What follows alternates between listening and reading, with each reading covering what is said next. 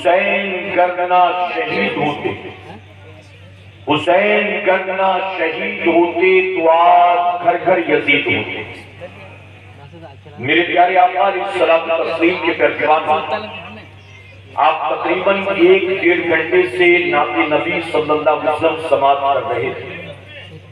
اب میں امید کرتا ہوں کہ 1-1.5 گھنٹے آپ بیان بھی سنیں گے اسی محبتوں کے ساتھ انشاءاللہ۔ سبحان اللہ۔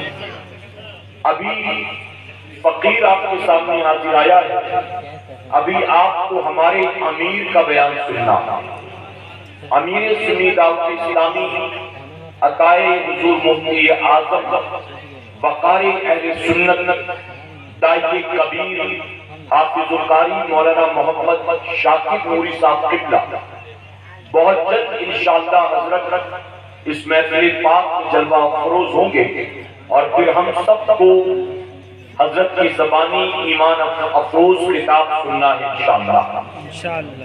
میرے پیارے آقا علیہ الصلوۃ والتسلیم کے پیروانوں، پچھلے 2-2.5 سال کا جو ماحول ہمارے اور آپ کے سامنے پوری دنیا میں گزرا، اس ماحول کے بارے میں کیا ہم نے اس سے پہلے کبھی تصور بھی کیا تھا؟ ان 2-2.5 سالوں میں ہمارے چھوٹے چھوٹے بچوں نے جو کچھ دیکھا ہے، ہم سے پہلے گزرے بوڑھوں نے بھی وہ سب نہیں دیکھا۔ ایک ہم دیکھا انچھوا انجانا دشمن جسے کورونا وائرس کہتے ہیں، وہ جو چائنا سے نکلا تھا، اور چائنا سے نکل کر صرف ہمارے ملک تک نہیں بلکہ ہمارے گاؤں اور ہمارے گاؤں کی گلیوں تک پہنچ گیا۔ آپ جانتے ہیں کہ اس کورونا وائرس کی وجہ سے پوری دنیا میں کتنی تباہی بربادی آئی ہے۔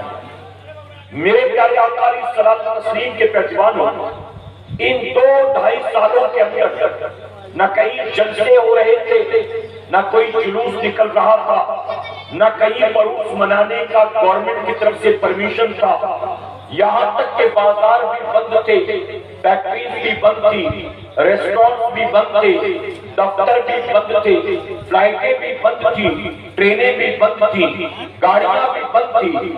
ہمارے گھر کے بغل میں جو مسجد تھی، اس مسجد میں جا کر جمعہ کی نماز تک پڑھنے کی اجازت نہیں۔ کیا آپ نے کبھی تصور کیا تھا کہ جیتے جی ہمیں اور آپ کو ایسا دن بھی دیکھنا پڑے گا؟ ارے یہ تو ہمارے ملک کی بات ہے، وہ مکہ معظمہ جس کے بارے میں پوری دنیا میں مشہور ہے، the city never sleeps، یہ وہ شہر ہے جو کبھی سوتا نہیں۔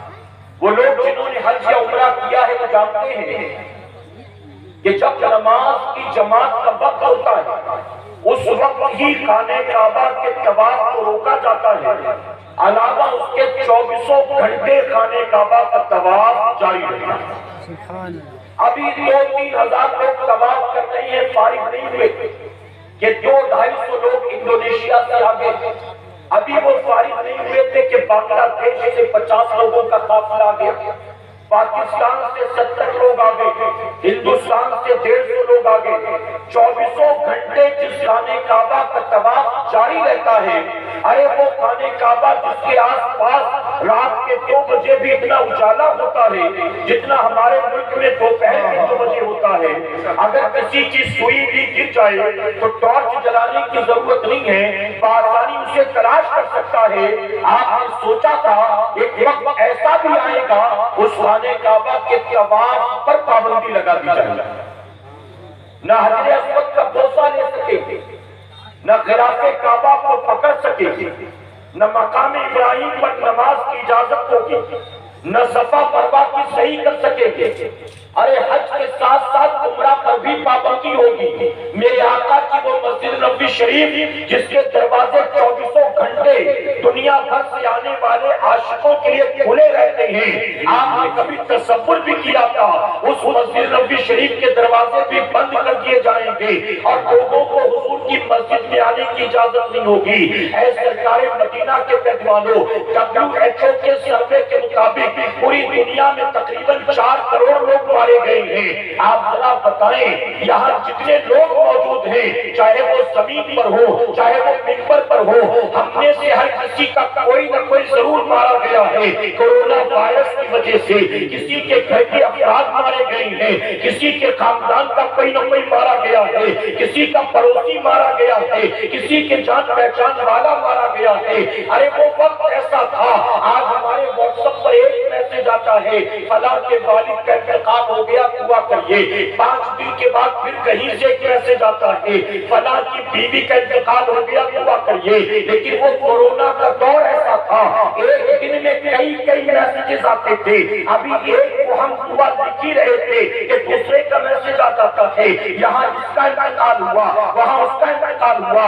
ارے جب مریض ہی نہیں بلکہ ڈاکٹر بھی کورونا کی وجہ سے مارے گئے ہیں، جب غریب ہی نہیں بلکہ کروڑ پتی بھی کورونا کی وجہ سے مارے گئے ہیں، جب گاؤں دیہات میں رہنے والا ہی نہیں بلکہ لندن اور امریکہ میں رہنے والے بھی مارے گئے ہیں، ایسے ماحول میں جب ایک بوڑھا آدمی کورونا کے ڈر سے اپنے کمرے میں اپنے آپ کو بند کر کے بیٹھا تھا، وہ نہ کہیں جاتا تھا نہ باہر نکلتا تھا نہ کسی سے ملتا جلتا تھا، اس کو وہی بند کمرے میں بیٹھے بیٹھے کورونا ہو گیا ہے۔ آپ ذرا دیکھیں تو صحیح وہ وقت کیسا وقت تھا۔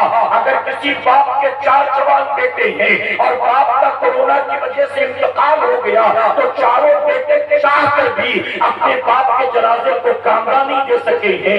ایک اگر بیٹے کا انتقال ہو گیا، 60-65 سال کے بوڑھے ماں باپ روتے رہ گئے، اکلوتا 18-20 سال کا بیٹا دنیا سے چلا گیا، نہ ماں باپ بیٹے کا چہرہ دیکھ سکے ہیں، نہ اپنے ہاتھوں سے غسل دے سکے ہیں، نہ اس کو کفن پہنا سکے ہیں، نہ نماز جنازہ پڑھ سکے ہیں۔ اسپتال میں انتقال ہوتا تھا، وہیں سے پیکٹ میں پیک کر کے میت کو اسپتال والے قبرستان بھیجتے تھے، اسے قبر میں اتارا نہیں جاتا تھا، قبر میں پھینک دیا جاتا تھا اور اوپر سے مٹی ڈال دی جاتی تھی۔ یہ ساری چیزیں ہم نے اپنی آنکھوں سے دیکھا ہے۔ کوئی جتنی باتیں میں نے بتائی ہے کیا کوئی بات اس میں ڈھکی چھپی ہے؟ نہیں۔ کوئی راز کی بات تو نہیں بتا رہا۔ مین اسٹریم میڈیا، سوشل میڈیا، یہ ساری چیزیں اور ایسی تباہی بربادی آئی، کئی سہاگنیں افاغن ہو گئی، کئی بچے یتیم ہو گئے، کئی ماں باپ کے بڑھاپے کا سہارا چھن گیا۔ ایک گھر میں 8 آدمی کے کمانے والا ایک تھا، وہ گھر میں کمانے والا دنیا سے رخصت ہو گیا، وہ جو 7 بچے ہیں ان کا کیا ہوگا؟ اے سرکار مدینہ کے پیغمبروں، نہ جانے کتنوں کی نوکریاں چلی گئی ہیں، نہ جانے کتنوں کے کئی کارخانے بند ہو گئے ہیں، نہ جانے کتنوں کو شہر چھوڑ کر اپنے گاؤں کے ہاتھ پیدل آنا پڑا ہے، نہ جانے کتنے ایسے ہیں آج تک جو بجلی کا بل نہیں بھر سکے ہیں، اپنے بچوں کی فیس نہیں بھر سکے ہیں۔ اب میں آپ سے سوال پوچھتا ہوں، وہ جو کروڑوں پوری دنیا میں مرے ہیں، ان کروڑوں میں ایک بھی تو ہو سکتے تھے، ہمارا بھی تو شمار ہو سکتا تھا، لیکن اللہ تبارک تعالیٰ نے ہمیں اور آپ کو زندگی دی، اللہ نے بے پناہ کرم اور احسان فرمایا ہے۔ میں آپ سے پوچھتا ہوں، ہم کہیں کے چودھری ہیں جو زندہ بچ گئے، ہم امرت بھی کرائے ہیں جو زندہ بچ گئے، ہم کہیں کے زمیندار ہیں جو زندہ بچ گئے، ہم کا کان پٹھان ہیں اس کے زندہ بچ گئے۔ اگر ہم کل بھی زندہ تھے اور کورونا کے ماحول سے گزر کر آج یہاں تک پہنچے ہیں اور ذکر شہدائے کربلا کی محفل میں بیٹھے ہیں، ہم زندہ تھے کل بھی، ہم زندہ ہیں آج بھی، تو دل پر ہاتھ رکھ کر جواب دو، ہم زندہ کیوں ہیں؟ کیا ہم سینیٹائزر کی وجہ سے زندہ ہیں؟ کیا ہم ماسک کی وجہ سے زندہ ہیں؟ کیا ہم سوشل ڈسٹینسنگ کی وجہ سے زندہ ہیں؟ کیا ہم لاک ڈاؤن کی وجہ سے زندہ ہیں؟ کیا ہم WHO کی وجہ سے زندہ ہیں؟ کیا ہم گورنمنٹ کی پالیسی کی وجہ سے زندہ ہیں؟ کیا ہم ویکسین کی وجہ سے زندہ ہیں؟ میں آپ سے پوچھتا ہوں، اگر ہم کل بھی زندہ تھے اور کورونا کے ماحول سے بچ بچا کے یہاں پہنچے، یہ زندگی ہم کو کس نے دیا ہے؟ آپ کہیں گے یقیناً زندگی موت اور میرے رب کے سوا دوسرا کوئی قدرت نہیں رکھتا۔ ارے کورونا کے بس کی کیا بات تھی؟ ہمیں وہ مار دیتا جب بچانے والا میرا پروردگار موجود ہوا ہے۔ ہمیں زندگی کس نے دی بتائیے؟ بلند آواز سے کہیں، اگر آپ کا ضمیر زندہ غیرت بیدار ہے، دل گواہی دیتا، یہ زندگی اللہ نے ہمیں دی، بتائیے ہم زندہ ہیں یا اچھا ہوا کہ برا ہوا؟ جی ذرا تھوڑی دیر کے لیے امیجن کریں، سوچیں، اگر ان مرنے والوں میں ایک آپ بھی ہو تو آپ کی بیوی کا کیا ہوتا، آپ کے بچوں کا کیا ہوتا، آپ کے ماں باپ کا کیا ہوتا؟ ابھی بہن کی شادی کرانی، بچوں کی فیس بھرنی، گھر کے راشن پانی کا انتظام کرنا، اگر ان مرنے والوں میں ایک ہم اور آپ بھی ہوتے تو ذرا سوچے کہ آج ہمارے پیچھے جو لوگ رہ جاتے ان کا ہمارے بعد کیا ہوتا؟ ارے اللہ رب العزت نے اگر ہمیں بچایا ہے تو یقیناً اس نے ہم پر احسان کیا ہے، اس نے ہم پر بے پناہ کرم کیا ہے، لیکن میں بہت معذرت کے ساتھ کہوں گا اللہ نے ہم کو زندگی دے کر ہم پر احسان کیا ہے، لیکن یہ بندے اس احسان کو فراموش کیے بیٹھے ہیں۔ اللہ نے زندگی دی لیکن اس کے باوجود یہ مسلمان اللہ کی نافرمانی سے باز نہیں آ رہا۔ کیا بتائیے اس زندگی کو پانے کے بعد ہم نے اور آپ نے اپنے رب سے صلح کر لی، ہم نے اور اپنے رب کی بارگاہ میں سچے دل سے توبہ کر لی، کیا اپنے اندر موجود برائیوں کو ہم نے نکال دیا، کیا ہم نے گناہوں سے رجوع کر لیا؟ میں بہت معذرت کے ساتھ کہوں گا جب کروڑوں مر رہے تھے میرے قریب بھی ہماری حفاظت کی، لیکن پھر بھی ہماری شادیوں میں آج بھی ڈی جے بج رہا، بارات میں آج بھی بینڈ باجے بج رہے، بارات آج بھی لڑکی والوں کے دروازے بنا دو چار بم پھوڑے پہنچتی نہیں ہے، آج بھی جگہ ہو رہی ہے، ڈھول بج رہا ہے، آج بھی ہماری قوم کا جوان رات رات بھر پب جی کھیل رہا ہے، ٹک ٹاک پر ویڈیو بنا رہا ہے، یوٹیوب پر گندی گندی فلمیں دیکھ رہا ہے۔ میں آپ سے سوال پوچھتا ہوں، ارے موت سے آنکھ لڑانے کے بعد بھی اگر ہم اور آپ زندہ ہیں، اللہ کا احسان کہ کورونا کے دور میں ہمیں نہ سردی ہوئی، نہ زکام ہوا، نہ کوئی وائرس لگا، نہ فیور آیا، ہم بچ گئے، تو کیا ہماری ذمہ داری نہیں بنتی ہے کہ رب نے جب ہم کو زندگی دی ہم توبہ کر کے اپنے رب کو راضی کریں؟ کیا ہماری ذمہ داری نہیں بنتی؟ میرے پیارے آقا کے دیوانوں، جب تک مسجدوں پر پڑھا لیتے، آپ کے گاؤں کے بارے میں نہیں جانتا، میں شہروں کی بات کرتا تھا، جب تک مسجدوں پر پڑھا لیتے میری قوم کا جوان کہہ رہا تھا حضرت مارکیٹ کھل گئی مسجد پتہ نہیں کب کھلے، اب تو ہوٹل بھی کھل گئے مسجد پتہ نہیں کب کھلے، اب تو ٹرینیں بھی چلنے لگی مسجد پتہ نہیں کب کھلے، اب تو دفتر بھی دھیرے دھیرے کھل گئے مسجد پتہ نہیں کب کھلے۔ جب تک مسجد بند تھی وہ شکایت کرتا تھا مسجد پتہ نہیں کب کھلے گی، مسجد پتہ نہیں کب کھلے گی۔ ہم نے سوچا شاید نمازی بن گیا ہوگا، شاید توبہ کر لی ہوگی، لیکن جب مسجدوں سے پہلے اٹھے ہم نے دیکھا وہ مسلمان جب تک تالا بند تھا پریشان تھا، لیکن جب تالا کھل گیا تو لاک ڈاؤن کے بعد بھی وہ جمعہ کی تو اقامت ہی کا نمازی رہا، 5 وقت کا نہیں بنا تو پھر پریشان کیوں تھا؟ بلکہ تو یہ سوچتا ہوگا بند ہی رہے تو جمعہ سے بھی فارغ نہیں، کم سے کم جمعہ تو نہیں پڑھنی پڑتی۔ میرے پیارے آقا کے پیغمبروں، اب میں آپ سے سوال پوچھتا ہوں، میری بات سمجھ میں آ رہی نا؟ جی لیکن میں جذباتی گفتگو کرتا ہی نہیں، آتا بھی نہیں، اور نہ نعرے والی گفتگو کرتا۔ میں آج اتنی دور کا سفر کر کے آیا ہوں آپ کو کچھ دینے کے لیے، اب ڈیپینڈ کرتا ہے کہ آپ لیتے ہیں کہ صرف آنوں کے چسکے کے آ کر بیٹھے ہیں۔ میں اکثر کہتا ہوں جہاں جاتا ہوں ایک مثال، میں تقریر کو مٹھائی نہیں سمجھتا، میں تقریر کو دوائی سمجھتا ہوں۔ مٹھائی آدمی مزے کے لیے کھاتا تھا اور دوائی آدمی صحت کے لیے۔ مٹھائی میں مزہ ہے، دوائی میں مزہ ہے، دوائی میں مزہ ہے۔ آپ ڈاکٹر کے پاس جاتے ہیں، ڈاکٹر کہتا ہے کہ آپ کو کیسا ٹیسٹ پسند ہے بتائیے، اسی حساب سے دوا دیں، ایسا ہے؟ ڈاکٹر آپ کی زبان کا ذائقہ نہیں آپ کا مرض دیکھتے ہیں۔ میں بھی گفتگو کرتا ہوں تو میں آپ کے کانوں کے چسکے نہیں دیکھتا، میں آپ کی بیماری کا علاج کرنے کے لیے آیا ہوں، اور بیماری جیسی ہوگی اس کا علاج کیسے کیا جاتا ہے۔ ہر مریض ایک ہی مرض کا مریض نہیں ہوتا، ہر ایک کی بیماریاں الگ الگ ہوتی ہیں، کوئی جھوٹ بولنے کا مریض ہے، کوئی وعدہ خلافی کا مریض ہے، کوئی گالی گلوچ کا مریض ہے، کوئی ناچ گانے کا مریض ہے، کوئی ڈرامہ کا مریض ہے، کوئی نگاہوں کی آواز ہے، کوئی ماں باپ کی نافرمانی کا مریض ہے، کوئی نمازی ہے پر جس پر بے نمازی ہونے کا مرض ہے، کوئی زندگی شریعت کے خلاف آتا شراب پیتا ہے، تو جس کی بیماری جیسی ہوگی اس کو دوا ویسی دی جائے. بے شک سبحان اللہ. توجہ ہے آپ. ایک محرم کا چند ذکر شہدائے کربلا کی محفل، ایک محرم کا چند آسمان پر چمکتا تو پوری دنیا میں لوگ کربلا والوں کو یاد کرنے لگے. اب ہر کسی کے یاد کرنے کا طریقہ جدا چلا. ہمارے یہاں بامبے میں 1 تاریخ سے لے کر 11-12 تاریخ تک ذکر حسین کی محفل سنائی جاتی ہے. آپ کے گاؤں میں 1 تاریخ سے لے کر 11-12 تاریخ تک ذکر شہدائے کربلا کی محفل. کہیں پر سبیل لگائی جاتی ہے، یعنی پانی کے مٹکے راستوں کے کنارے رکھے جاتے ہیں تاکہ آنے جانے والے لوگ پانی. 10 محرم کو شربت بنا کر لوگوں کو بانٹا جاتا ہے. اسی طرح سے کوئی نیاز تیار کیا جاتا ہے، بامبے میں کھچڑا بنایا جاتا ہے اور اس کو لوگوں کو کھلایا جاتا ہے.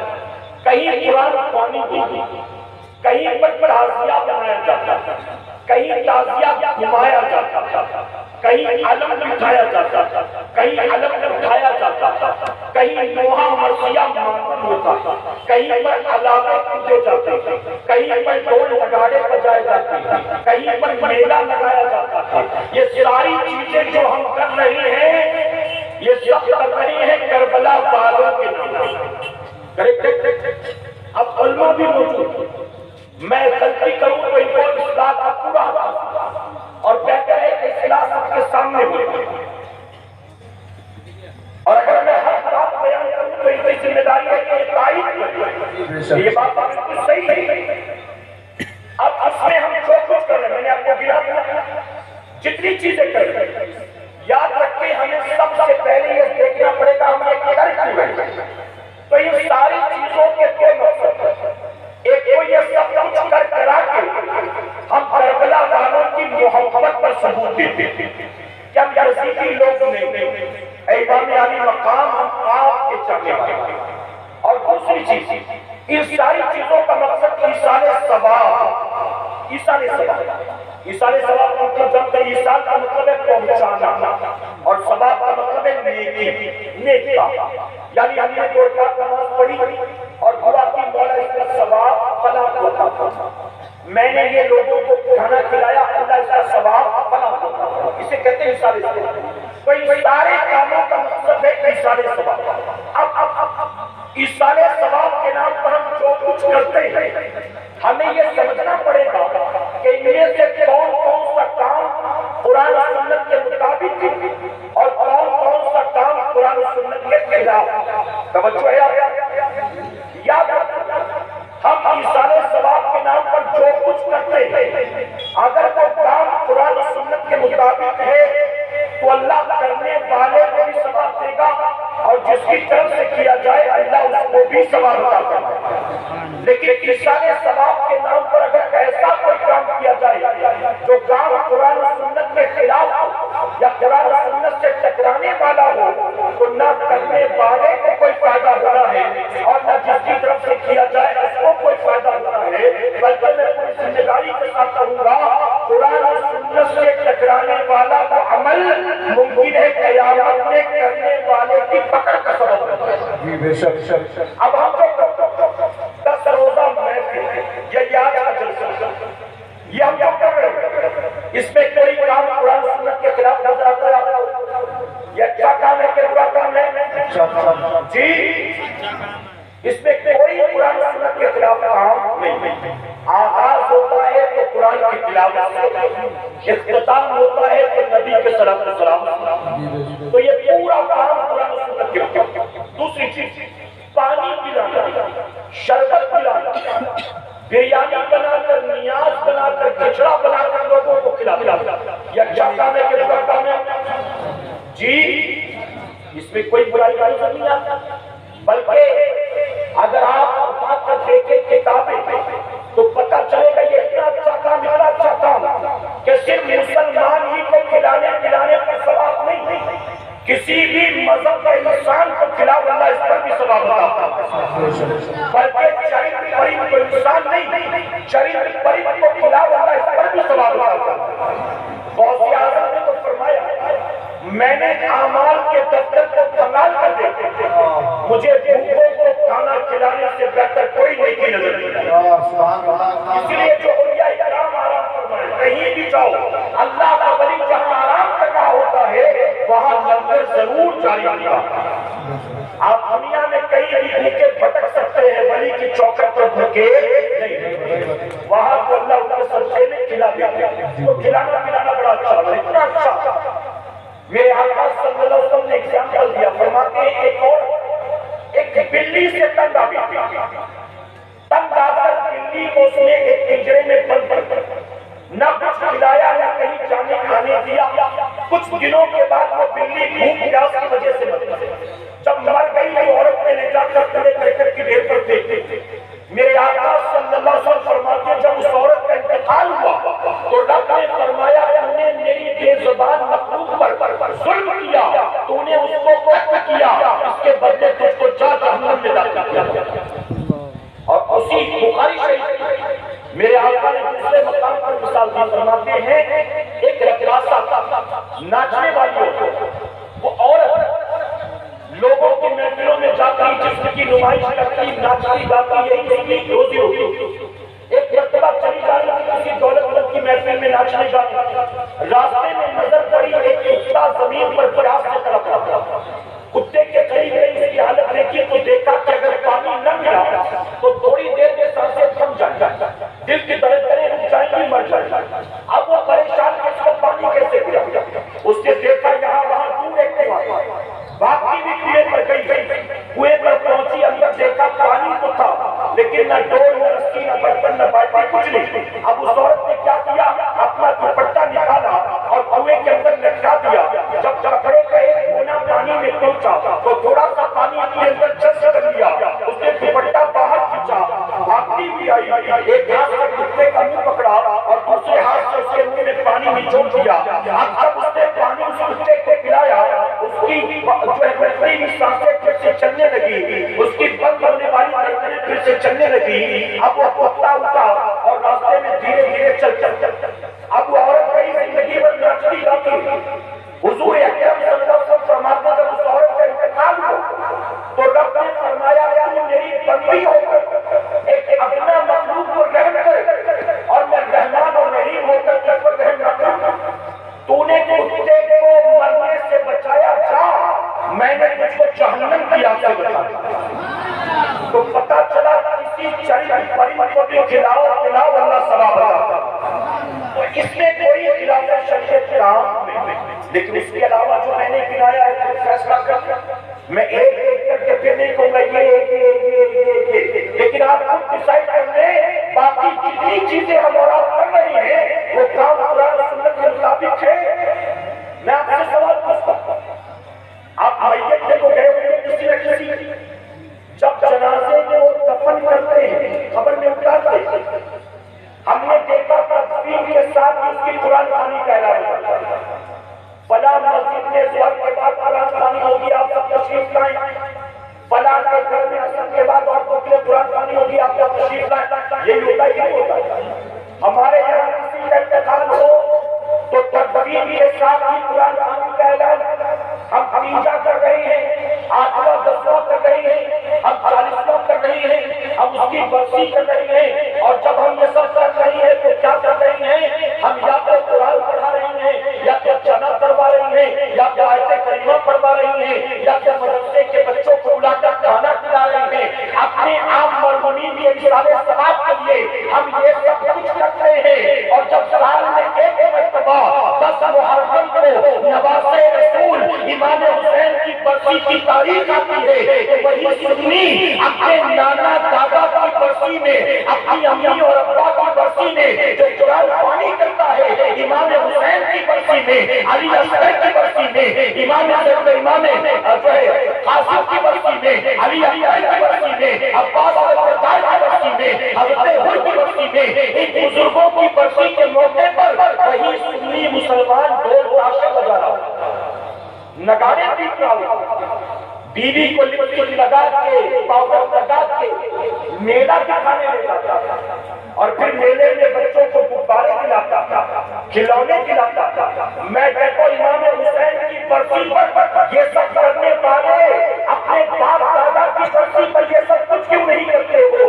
آخر یہ چیزیں کہاں سے لے کر آ گئے ہو؟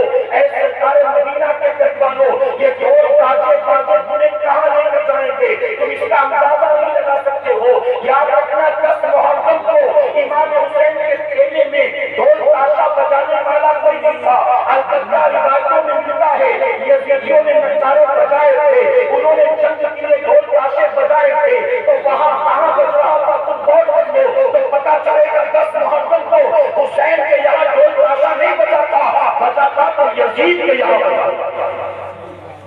آج ہم حسینی لوگ اور ہم کیا کرتے ہیں؟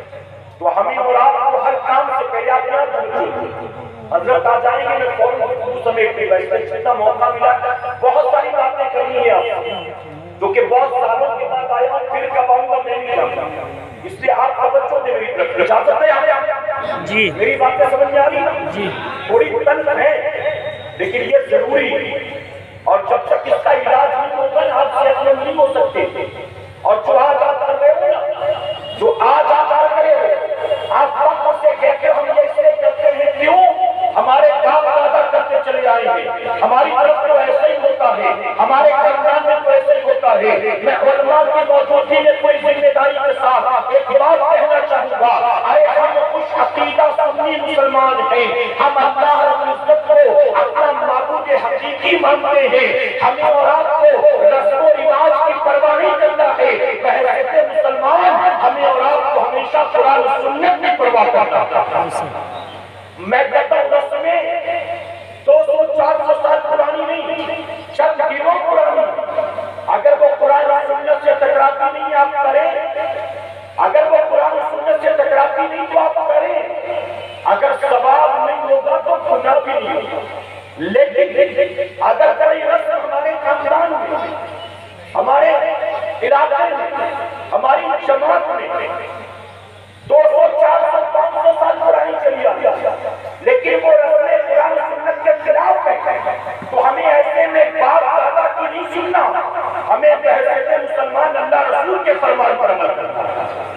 اور یاد رکھیں کربلا کی جنگ اصل میں اسی لیے تو تھی، کربلا کی جنگ ایمان اور کفر کی جنگ نہیں تھی، مسلمان اور مشرکین کے درمیان جنگ نہیں تھی، کربلا کی جنگ شریعت اور طبیعت کی جنگ، کربلا کی جنگ نیکی اور بدی کی جنگ، کربلا کی جنگ اللہ رسول کے فرما برداروں اور نفس پرستوں کے درمیان جنگ تھی۔ تو کربلا کے میدان میں امام حسین کے مقابلے میں آئے تھے، وہ مشرک نہیں تھے، وہ بھی بڑے بڑے صحابہ کے خاندان سے تعلق رکھتے تھے، وہ بھی نمازیں پڑھتے تھے، ان کے چہرے پر بھی داڑیاں موجود تھی، وہ توحید کے منکر نہیں تھے، نبی کی رسالت کے منکر نہیں تھے، نہ انہوں نے روزے کا انکار کیا تھا، نہ انہوں نے زکات کا انکار کیا تھا۔ امام حسین کے کربلا کے میدان میں آئے تھے تو کیوں آئے تھے؟ آئیے میں آپ کو بتاتا چلوں، اے سرکار مدینہ کے جوانوں، آپ آئے سے گاؤں میں، گاؤں کا نام کیا ہے؟ بگوگر ٹی، آپ کے گاؤں میں آپ جمعہ کے دن آئے نماز پڑھنے کے لیے، اور اتفاق سے آپ نے دیکھا کہ مصلی امامت پر ایک ایسا آدمی آپ کا کھڑا ہو گیا جو کلین شیو، جس کے چہرے پر کوئی داڑھی واڑی نہیں، نماز پڑھنے کے اس کے پیچھے آ گیا۔ وہ کہے گا امام صاحب گاؤں گئے چھٹی پر، اب 1 مہینے کے لیے میں ہی نماز پڑھاؤں گا، امام صاحب مجھے کھڑا کر کے پڑھ لیں گے آپ؟ میں کہتا ہوں جو 5 وقت کے نمازی پورے ہوں گے نا، سفید داڑھی سفید بال والے وہی انکار نہیں کریں گے، وہ جو کلین شیو لونڈے ہوں گے نا 2 رکعت جمعہ کے نمازی، وہ بھی کہیں گے ہم اس کے پیچھے نماز پڑھنے والے ہیں۔ وہ کہے گا پڑھنا پڑے گا، تمہارے امام صاحب رکھو گے، آپ کہو کہ نکل جا ورنہ میرا حق کرتے ہو۔ اب آپ بتائیے داڑھی مونڈا ہو تو جمعہ کی 2 رکعت اس کے پیچھے پڑھنے کو تیار ہے۔ امام حسین ایک داڑھی مونڈے کو اپنا امام مانتے تھے، اور اگر اس داڑھی ملے گا آپ کے گاؤں میں مشہور ہو زانی ہونا، شرابی ہونا، جواری ہونا، بدکردار ہونا، سونا. آپ کیا کہیں گے؟ بڑا اچھا امام مل گیا کہیں گے؟ آپ کہیں گے بھاگ یہاں سے ورنہ ابھی بھی خبر لیں گے. یزید جانتے ہیں کیسا شخص؟ جناب امیر معاویہ کا بیٹا. لیکن یزید تاریخ تقریب لا کر دیکھے، البدایہ والنہایہ میں دیکھے، تمام تاریخ نگار لکھتے ہیں کہ یزید وہ پہلا مسلمان تھا جس نے اپنے چہرے سے داڑھی کو ملایا. عیسائی ملاتے، یہودی ملاتے، لات عزا و منات کے پجاری ملاتے، لیکن یزید پہلا مسلمان تھا جس نے داڑھی ملایا تھا. اب بتائیے اس داڑھی ملے کے ہاتھ پر امام حسین ہاتھ دے سکتے تھے؟ اسی لیے میرے امام مقابلے میں آئے تھے. اب میں آپ سے سوال پوچھتا ہوں، داڑھی سجانا کس کا کام ہے؟ جی، داڑھی سجانا کام ہے امام حسین کا. اور داڑھی ملانا کس کا کام ہے؟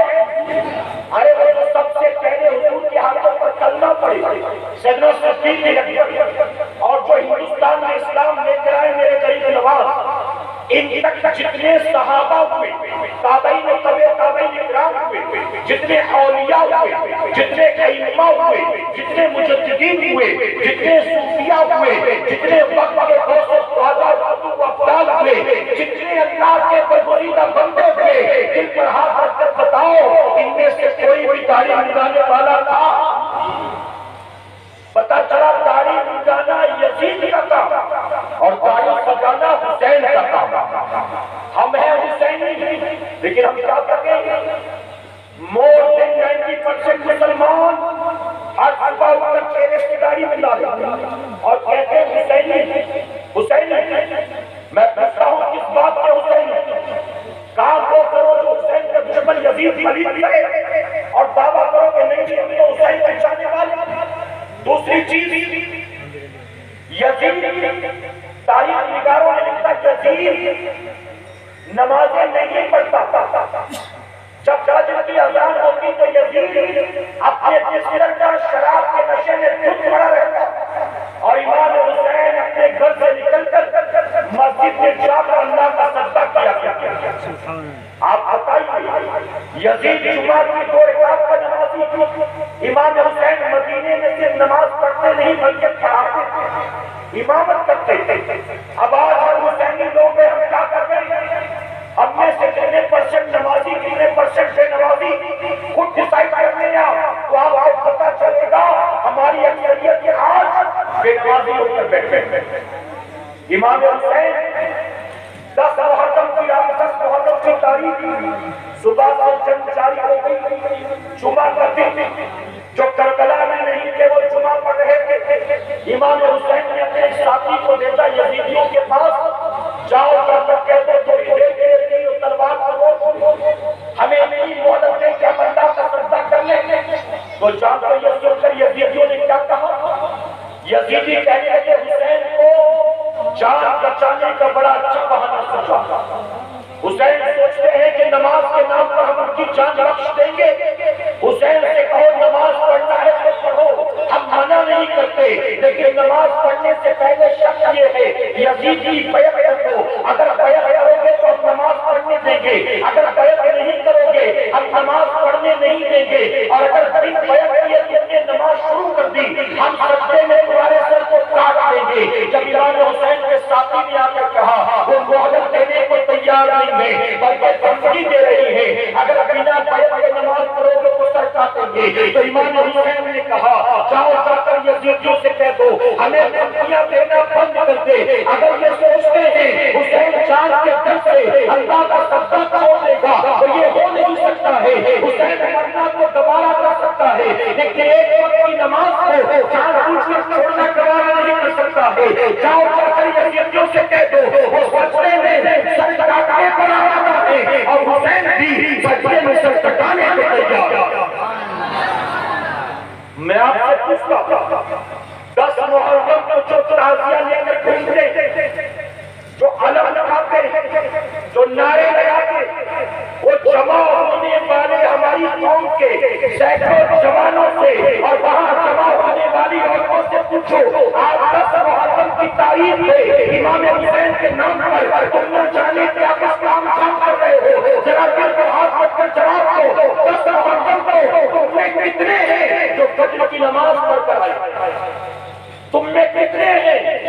جنہوں نے آج ظہر کی نماز پڑھی وہ وقت جب امام حسین کو سجدے میں شہید کیا کہ تم نے ظہر پڑھی تھی، ارے جب تم میلہ دیکھنے آتے ہو میدان میں اور تعزیے کے ساتھ جانے کیا کیا رسمیں کرتے ہو، تو اس وقت عصر کی نماز کا وقت ہوتا ہے، کیا تم جاتے ہو نکل کر اللہ کا سجدہ کرنے، کیا تم مغرب کی نماز پڑھتے میں سوال پوچھتے ہو سے جواب دو۔ امام حسین نے قربانی تعزیے کے لیے دی تھی، امام حسین نے قربانی سے دی تھی ہر گاؤں میں کربلا بنایا جائے، ہر گاؤں میں کربلا بنا کر اس کے ساتھ جھوٹی رسمیں رچائی جائیں، ہر گاؤں میں میرے نام کا پنجا ہو، میرے نام کا چالیسواں ہو۔ حسین نے اس لیے اپنی جان دی تھی کہ میرے نام پر ہر سال چندے وصولے جائے، میرے نام پر محفلیں سجائی جائے، میرے نام پر نعرے لگائے جائے، میرے نام پر بندوبست رکھی جائے، میرے نام پر نیازیں بانٹی جائیں، میرے نام پر دیگیں لگائی جائے، میرے نام پر فقیر بنائے جائے۔ کیا حسین نے قربانی سے کی تھی؟ یاد آتے امام حسین کا یزید سے جھگڑا ان باتوں کا نہیں تھا، یزید جن چیزوں کی مخالفت نہیں کر رہا تھا، یزید جس کی مخالفت نہیں تھا، امام اس کے لیے اس کے مقابلے میں آئے تھے، لیکن ہمارا حال یہ ہے ہم نے رسم و رواج کو پکڑ لیا اور کربلا کے اثر پیغام کو ہم نے صدیوں پہلے ہی فراموش کر دیا۔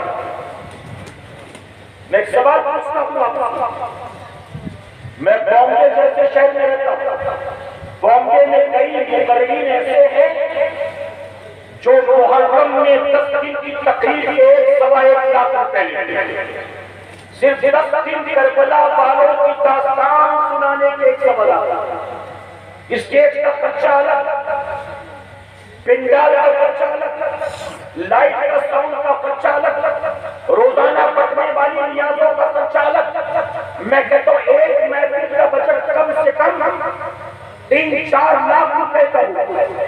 اب پورے بامبے میں آپ دیکھیں ہر مسجد علاقے کی گلی گلی میں ایسی محفلیں ہوتی ہیں، ایک محفل کا 1 لاکھ کی قیمت، پورے ہندوستان میں کتنی محفلیں ہوتی ہیں؟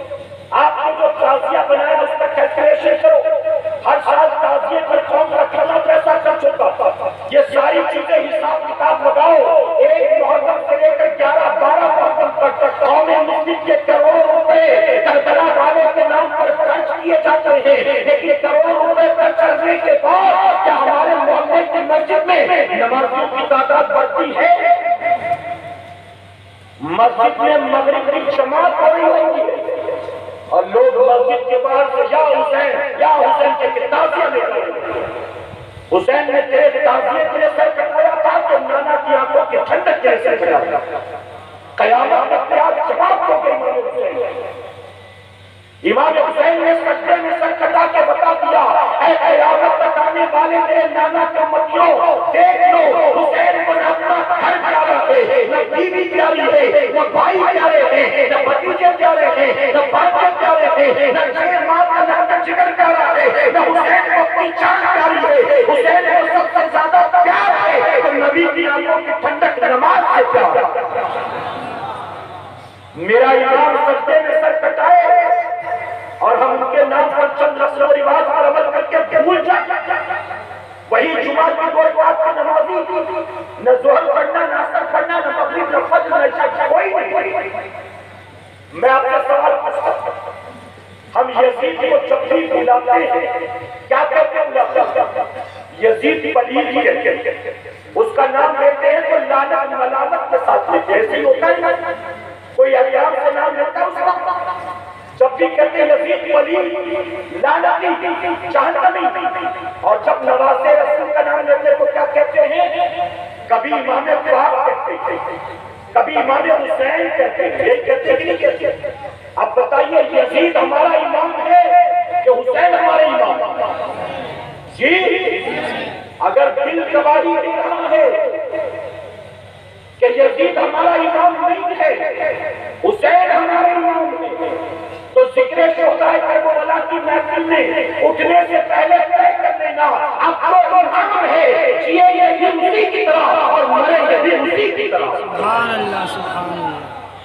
یزید کو امام مانتے تو جاؤ ناچو، یزید کو امام مانتے تو اپنی بیویوں کو بتا بتا کر لے جاؤ، یزید کو امام مانتے تو زنا بھی کرتا تھا، جوا بھی کرتا، کھیلتا تھا، جو کرتا تھا جاؤ کرو، اور اگر دل گواہی دیتا نہیں، ہمارا امام یزید نہیں ہے، ہمارے امام تو حسین ہے، تو یہ طے کر لو اب جیے گے غلام حسین کی طرح اور مریں گے امام حسین کی طرح۔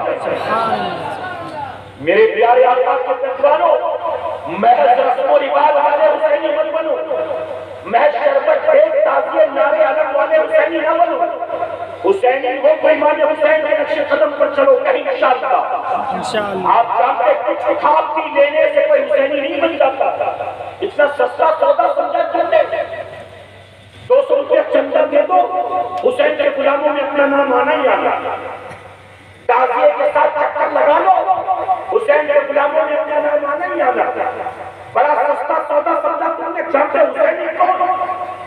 10 محرم کی رات کی جسے شب عاشور کہتے ہیں، تھکے تو نہیں آپ؟ 10 محرم کی رات امام حسین اپنے ساتھیوں کے خیمے میں آتے، امام کے ساتھ جو 72 آئے تھے نا، 72 میں 21 آپ کے گھر کے لوگ، 21 باقی سارے آپ کے لوگ، مرید تھی، غلام عاشق تھی، آپ عاشقوں کے خیمے میں آئے اور خیمے میں آ کر جانتے ہو کیا کہتے ہیں اپنے مریدوں سے؟ کہتے ہیں میرے ساتھیوں، تم نے میرے ساتھ جو کچھ بھی کیا ہے میں اسے کبھی بھول نہیں سکتا۔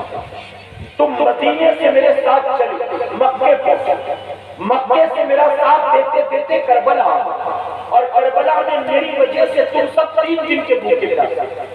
تم نے میرے لیے جو کچھ کیا میں اسے ہمیشہ یاد رکھتا ہوں اور میں وعدہ کرتا تھا، تم نے میرے لیے پیاس برداشت کی، میں قیامت میں نانا سے حوض کوثر کا جام دلواؤں گا۔ تم نے جو میری خدمت کی ہے نا، میں قیامت میں تم سب کی نانا سے کہہ کے سفارش کرواؤں گا، شفاعت کرواؤں گا۔ لیکن اے میرے ساتھی، اب میں چاہتا ہوں کہ تم سب چلے، جس کو جہاں جانا چلے جائے، میری طرف سے اجازت ہے۔ اس کی وجہ کہ یزید کی دشمنی تم سے نہیں ہے، مجھ سے۔ یزید کی بزید ہے نہیں پیدا، اگر کل تم میرے ساتھ یہاں رکو گے نا تو میری وجہ سے وہ تمہیں بھی قتل کریں گے، وہ میرے جان کے دشمن۔ تم اپنی جان کیوں دینا چاہتا؟ تمہاری اس سے کوئی دشمنی نہیں، تم چلے جاؤ۔ کل صبح ہوگی تو 3 تلوار چلیں گے، میں مقابلہ کروں گا اور اس کے بعد پھر وہ مجھے ختم کر دیں گے۔ تم رہو گے تو ماری جاؤ گے، جاؤ۔ امام حسین کے سارے ساتھی خاموش۔ امام حسین نے کہا میں جانتا ہوں، میرا چہرہ تمہاری نگاہوں کے سامنے ہے، میرے سامنے تمہارے اندر چاہنے کی ضرورت نہیں۔ میں کام کرتا ہوں، جو چراغ جلتا ہے اس چراغ کی لو کو دھیما کر دیتا ہوں، اندھیرا کر دیتا ہوں۔ اندھیرے کا فائدہ اٹھا کر تم چلے جاؤ، مجھے جب سے کوئی شکایت نہیں۔ یہ کہتے ہیں میرے امام نے چراغ کی لو کو دھیما کر، اب اندھیرا کر دیا۔ کچھ دیر کے بعد آپ نے لو کو سے تیز کیا، جب تیز کیا تو تیز کرنے کے بعد امام دیکھ کر حیران، اندھیرا کرنے سے پہلے جو ساتھی جہاں کھڑا تھا 1 انچ بھی اپنی جگہ سے کوئی ہلا نہیں تھا، سب کا سب وہیں پر موجود تھے۔ امام حسین نے کہا تم جاتے کیوں نہیں ہو؟ کیا تمہیں اپنی جانیں پیاری نہیں ہے؟ اپنے ماں باپ پیارے نہیں ہیں؟ اپنی بیوی بچے پیارے نہیں ہیں؟ اپنا دربار پیارا نہیں ہے؟ اگر تم رکو گے تو مار دیے جاؤ گے، تم جاتے کیوں نہیں ہو؟ آپ سارے ساتھیوں نے ایک سوال ہو کر کہا تھا، امام یقیناً دربار بھی پیارا ہے، ماں باپ بھی پیارے ہیں، بیوی بچے بھی پیارے ہیں، اپنی جانیں بھی پیاری ہیں، لیکن یہ بھی سن لیں ان ساری چیزوں سے زیادہ ہمیں نبی کا نواسا پیارا ہے۔ اے باپ آپ کی سوچ کیسے دیا؟ ہم اس مصیبت میں آپ کو پناہ چھوڑ کر چلے جائیں گے؟ اے باپ یہ نہیں ہو سکتا۔ ہم وعدہ کرتے ہیں کل صبح کا سورج چمکے گا، یزیدی تیر تلوار چلائیں گے، آپ بھی اپنی آنکھوں سے دیکھ لینا، جب تک ہمارے جسموں سے روح کا رشتہ جڑا رہے گا ہم آپ پر آنچ نہیں آنے دیں گے، ہم ایک ایک کر کے پہلے اپنی جانیں قربان کریں گے اور پھر یزیدیوں کو آپ تک پہنچنے دیں گے۔ اور تاریخ گواہ ہے 10 محرم کو جب جنگ شروع ہوئی ہے امام کا نمبر آخر میں آیا ہے، سب سے پہلے غلاموں نے جانیں قربان کی۔ 3 دن کے بھوکے پیاسے ایک ایک کر کے شہید ہو رہے ہیں۔ ہم نے سمجھا بڑا سستا سودا حسینی ہونا، میلہ دیکھ لو حسینی بن جاؤ، روٹی لٹا کر حسینی ہو جاؤ، کربلا پر جا کر تم فاتحہ کر لو حسینی تھے، اتنا سستا نہیں ہے، وہ جو ہتھیلیوں پر جانے لے کر آئے تھے اور امام کے قدموں پر ایک ایک کر کے جانے قربان کر رہے تھے، حقیقت میں حسینی وہ ہے، ہم تو محض جھوٹے دعوے دار ہیں۔ تاریخ تبریہ البدایہ والنہایہ میں لکھا رات کا اندھیرا ہوتا تو یزید کے محل سے ڈھول گھنگرو کی آواز آتا، یزید کے محل میں نچنیے گویے تنخواہ ہر رات شراب و شباب و کباب کی محفل سجتی تھی، اور آگے وہ امام حسین کا کردار لکھتے ہیں، رات کا اندھیرا ہوتا تو حسین کے کمرے سے قرآن کی تلاوت کی آواز آتی، اور میرے امام کو قرآن سے کتنا پیار تھا، جب یہ ہوا امام مدینے میں ہے تو قرآن کی تلاوت کرتے ہیں، امام مکے آتے ہیں تو قرآن کی تلاوت کرتے ہیں، امام سفر میں ہے تو قرآن کی تلاوت کرتے ہیں، امام ایک محرم کو کربلا پہنچے قرآن کی تلاوت کرتے ہیں، 7 8 9 کو بھوکے پیاسے ہیں قرآن کی تلاوت کرتے ہیں، شب عاشور میں بھی کبھی اللہ کا سجدہ کرتے ہیں، کبھی ننگی سکینہ کو بٹھا کر قرآن کی تلاوت کرتے ہیں، اور 10 محرم کو جب یزیدیوں نے آپ کو شہید کر کے آپ کے سر مبارک کو تن سے جدا کر کے لوگوں نے نیزہ پہ چڑھا دیا تو امام نیزے پہ چڑھ کر بھی قرآن کی تلاوت کرتے ہیں۔ تاریخ گواہ ہے جب نیزے پہ امام حسین کے لب ہل رہے تھے، عیسائی نے ٹانگ لگایا، یہودی نے ٹانگ لگایا تو دیکھا یہ ہونٹ ہوا سے نہیں ہل رہے، حسین نیزے پہ چڑھ کے قرآن پڑھ رہے تھے۔ تاریخ گواہ ہے کتنے یہودی اور عیسائیوں نے آپ کی کرامت کو دیکھ اسلام قبول فرمایا۔ اب ذرا سوچیں، رات کا اندھیرا ہوتا ہے کہ یزید کے کمرے سے ڈھول گاجر ماجر کی آواز اور حسین کے خیمے سے قرآن کی تلاوت کی آواز۔ آج ہمارے گھر سے کون سی آواز آ رہی ہے؟ کون سی آواز؟ آج مسلمانوں کے محلوں سے گزر جاؤ، شاید ہی کوئی گھر ایسا ہوگا جہاں رات کے 2 بجے بھی سیریل نہ چل رہا ہو، فلمیں نہ چل رہی ہو، بلکہ اب تو ٹی وی آن کرنے کی ضرورت بھی نہیں ہے، ہر ایک کے پاس موبائل فون ہے، وہ موبائل میں یوٹیوب کے ذریعے جو چاہتا ہے اپنی مرضی سے دیکھ رہا ہے، کوئی بندگی دیکھ رہا ہے، کوئی ننگی ننگی تصویریں دیکھ رہا ہے، کوئی گانے سن رہا ہے۔ میں کہتا ہوں آقا حسینی ہو، 10 محرم کو شربت امام حسین کے نام کا، کھچڑا امام حسین کے نام کا، نعرہ امام حسین کے نام کا، ارے حسین کی منقبت سن کر داد دینے والے میری قوم کے جوانوں، جب تم گانے سنتے ہو تو تمہیں یہ یاد آئے گا گانے سننا یزید کا کام ہے اور قرآن سننا امام حسین کا کام ہے۔ میرے آقا صلی اللہ علیہ وسلم نے فرمایا ایک گھر جس سے ناچ گانے کی آواز آتی، اس کے آس پاس موجود 40 گھروں سے اللہ اپنی رحمت کو اٹھا لیتا، دائیں 40 گھر، بائیں 40 گھر، سامنے 40 گھر، پیچھے 40 گھر، آس پاس کے 40 گھروں سے اللہ کی رحمت کو اٹھا لیا جاتا ہے۔ اب ذرا سوچئے ایک گھر سے ناچ گانے کی آواز آئے تو اتنے گھروں سے رحمت نکالی جاتی ہے۔ اگر مسلمان کے گھر سنیما گھر بنے ہوں گے، کیا اللہ اس آبادی میں اپنی رحمتوں برکتوں کا نزول کرے گا؟ شادی کسی کے گھر ہوئے ایک ہفتے پیچھے گزرا ہو، رت جگہ میں بھابھی بھی ناچ رہی، بہن بھی ناچ رہی، بلکہ ہم نے تو دیکھا 58 سال کی بوڑھی ماں کو بھی لوگ کہتے ہیں ماں نہیں ناچے گی تو دولہے کا چہرہ نہیں سجے گا، تو بڑھیا بھی ناچنا شروع کر دیتی ہے۔ بہن کہتی میرا تو کتنا ارمان تھا جب میرے بھائی کی شادی ہوگی تو میں خوب ناچوں گی، اور ساری عورتیں مل کر ناچ رہی ہے۔ میں کہتا ہوں یہ کون سے حسینیوں کا کردار ہے، یہ کون سے حسینیوں کا کام ہے؟ ہماری مائیں بہنیں بھی شاید پردے کی اوٹ میں بیٹھی ہیں، ان کو بتاتا چلو امام حسین راتی بیان کرتے ہیں جب مدینے سے ہم نکلے تھے میری پھوپھی زینب ساتھ تھی، جب مکے ہم پہنچے تھے پھوپھی زینب ساتھ تھی، جب وہاں سے ہم کربلا لائے گئے پھوپھی زینب ساتھ تھی۔ 1 2 3 4 محرم کو یہاں تک کہ 7 8 کو پانی بند کر دیا گیا. پھوپھی زینب صاحب تھی. امام زرقابی کہتے میں دیکھ کر حیران تھا, اس پورے سفر میں میری پھوپھی نے کبھی تہجد کی نماز کو قضا نہیں کیا. پھر امام زرقابی کہتے ہیں وہ رات بھی آتی ہے 10 محرم کو ایک کر کے ہمارے سارے اپنوں کو قتل کر دیا گیا. جب 10 محرم کا دن گزرتا ہے, رات آتی ہے 11 محرم کی. امام زرقابی کہتے میں دیکھ کر حیران تھا, ارے یہ وہ رات تھی جب ہمارے خیمے کے آس پاس ہمارے اپنوں کی لاشیں بچھی ہوئی تھی. کسی کا ہاتھ جسم سے جدا تھا, کسی کے پیر جسم سے جدا تھے, کسی کے سر جسم سے جدا تھے, کسی کے جسم کے کئی چار ٹکڑے کر دیے گئے تھے.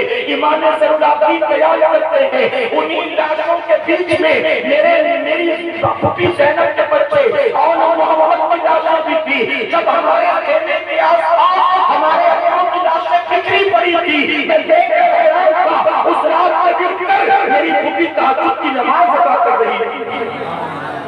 ارے جن کے گھر کی عورتیں 72 لاشوں کے سامنے بھی تہجد قضا نہ کریں, آج ان سے محبت کا دعویٰ کرنے والیاں پورا سال گزر جاتا ہے ایک وقت کی نماز نہیں پڑھتی. کس بات کے حسین نے ہم اور کس بات؟ میرے پیارے آقا کا پٹوانوں, صرف رسم و رواج والے حسینی مت بن, زبانی جمع خرچ کرنے والے حسینی مت بن. آج اس محفل پاک سے یہ طے کر کے اٹھو, اب یزید کی طرح نہیں جینا ہے, اب جینا ہے تو امام حسین کی طرح جینا ہے. کہ انشاءاللہ